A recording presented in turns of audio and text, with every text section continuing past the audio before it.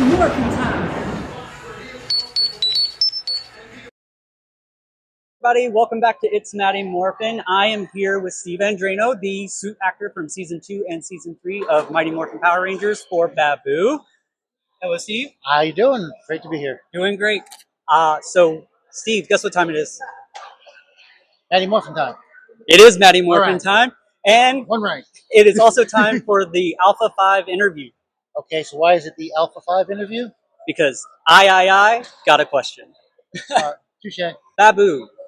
If Baboo, we know he got the evil Power Rangers power in comics, and if you could have a design suit for Baboo, would you like it more cybernetic, or would you like it more Power Ranger style? I've been thinking about this actually because I had someone approach me once about doing it, and I've thought about it. I want to do like a Baboo helmet. That To would be have awesome. the ears on the outside, to have the monocle on the outside of the helmet, and the extra fangs around the mouth. So I'd say definitely go more Ranger looking. That would be cool. That would be cool. There's a lot of 3D designers out there, so it could easily be done. Anybody follow me on my socials and let me know. Message me. All right, next question. So outside of Power Rangers, what is like a special project that you have worked on yourself?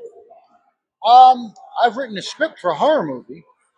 The script is done, but at this point, I just don't know what else to do with it. Now, that would be the big thing. I would love to do that. And I wrote the main villain with myself in mind, oddly enough.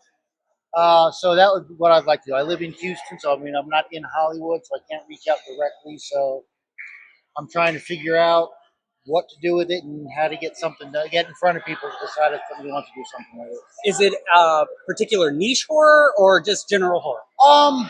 It's more of a general horror. It's not real niche. But it would require suit acting. Okay, I think we've got some experience in that. A little bit.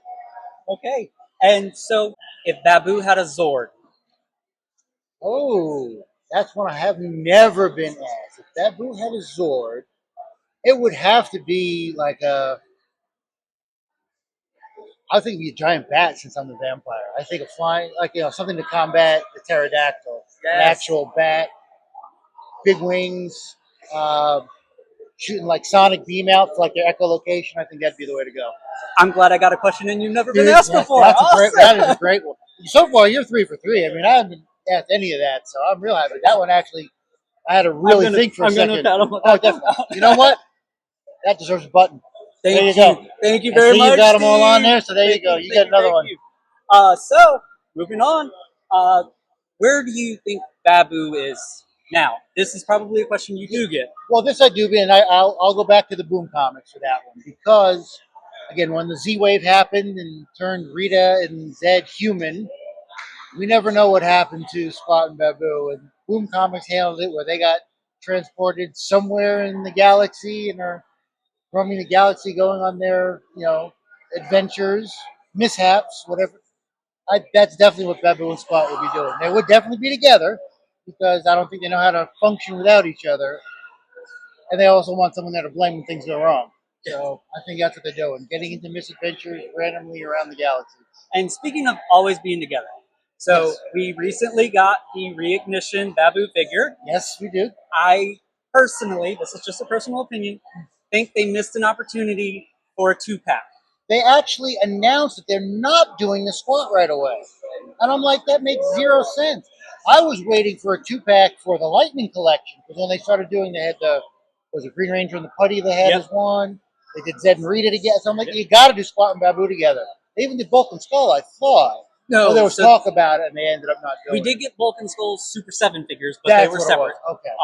But I do think there are two groups that have to be double packs. Yes. Bulk and Skull, we need civilian figures. Yes. And Squat and Baboo. And I said for years from doing interviews when I started doing cons and thinking about things more, Squat and Baboo are Bulk and Skull of the monsters. There's no question. Agreed.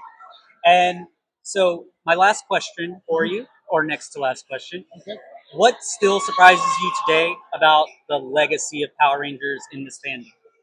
The fact that it's gone on this long. I mean, by the time I joined the cast and the filming, they had already aired 30 some odd, or 20 or 30 some odd episodes. And it was the biggest thing in the world. It took me 6 months to find the original Baboo figure in a toy store in LA area because you just couldn't keep things in stock. So knowing how big it was then, if you had told Heim then, hey, by the way, you're going to sell this, buy it back, sell it again, and 30 years later it's still going to be going strong. No, there's no way that's going to happen. But thank you for the laugh. I needed that. Nobody thought, and it seems like it gets stronger, not weaker. Yes. It's every show I go to, it's more and more people. The other part of it is in talking to people at the shows. I understand being a fan of something. I have my things that I'm a fan of too. But to have people come up to me and say thank you for keeping me alive, that is the truly humbling part of all of this. I've talked to at least one person per show that I've done that says thank you for doing this because you're the only thing that kept me going or gave me comfort or gave me solace through school because I was picked on or bullied or this or that.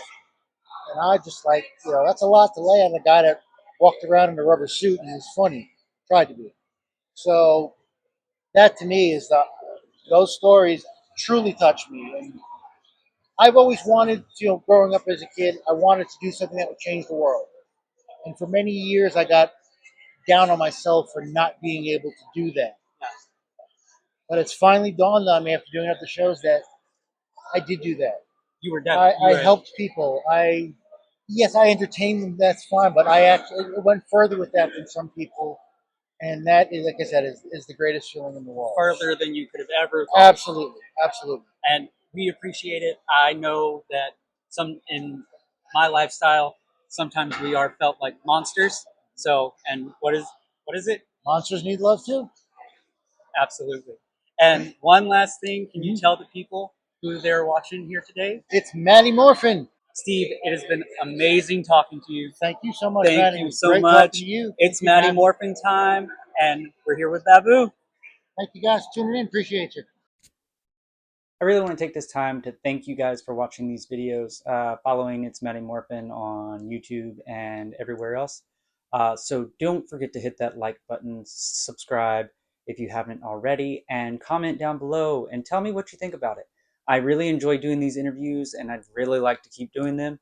And the more support I get in likes and comments and shares is more opportunity for me to get even more interviews for you.